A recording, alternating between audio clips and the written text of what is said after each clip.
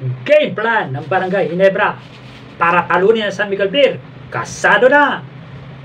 At Barangay Ginebra may paglalaruing superhero. Pero bago mabalitang yan, paki-like and subscribe naman po ang aking YouTube channel, Ronda Toda. Bukas na ang laban ng Barangay Ginebra at San Miguel Beer sa kanilang Best of 7 series ng semifinal round ng PBA Governors Cup. Todo paghahanda at doble kayod ang ginagawa ng Barangay Ginebra ngayon sa laban nila bukas sa San Miguel Beer. Bagamat deado ang Ginebra San Miguel, siyempre hindi papayag ang Barangay Ginebra. Tampakan lang sila ng San Miguel Beer. Kaya lahat ng mga game plan at mga adjustment ay ginagawa ng Barangay Ginebra upang talunin ng San Miguel Beer. Unang-unang game plan nila ay pagurin si Junmar Fajardo.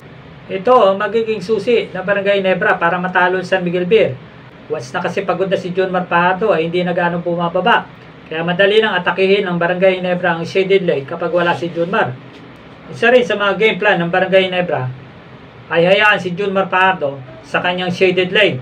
Ang laruan kasi ng San Miguel Beer ay nakapokus kay Junmar Fajardo.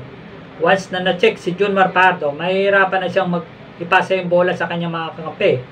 Kaya nga napakadelikadong kalaban ng San Miguel Beer. Ang mga player ng San Miguel Beer ay mga tira sa labas, especially kay Marcio Lasiter. Talagang very deadly at pagdating sa 3-point line.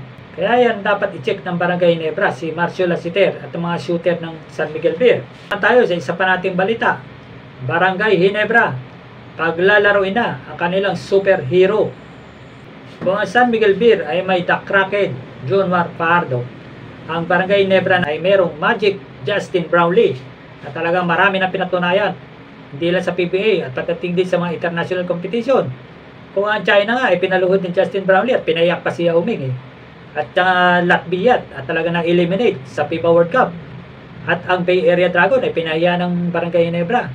At talagang malaking potential ang Ginebra na manalo sa San Miguel Beer. Bagamat tinambakan sila ng San Miguel Beer noong elimination round ng almost 49 point. Talagang kaya yaman ng Barangay Ginebra dito. Alam naman natin na laban na yun ay pwestuhan yun. Kaya sadyang bigayan lang yun para makaabot nila yung magandang pwesto sa playoffs. Alam naman natin ang kakayahan ni Justin Noype Brownlee. Talagang marami na pinatunayan si Justin Noype Brownlee at marami pang magagawa para sa Barangay Ginebra. Lalo na ngayon, powerhouse team ang San Miguel Beer. Kailangan talagang magic ni Justin Noype Brownlee. Sa mga buzzers ng Barangay Ginebra, ay ma-advise namin sa inyo na tumigil na kayo at manahimik na lang kayo. Ang pinakamaganda gawin nyo ay manood kayo ng laban ng Barangay Ginebra at San Miguel Beer bukas para makita nyo kung anong resulta ng mga pinagsasabi nyo. Na kaysa yung Barangay Ginebra ay pupulutin lang sa kangkungan. Hindi papayag ang Barangay Ginebra na ilang paso sila ng San Miguel Beer. Kung magawa man ng San Miguel Beer na tampakan sila ng 49 point nung nakarang elimination round, ay sa ngayon, hindi nila magagawa yon.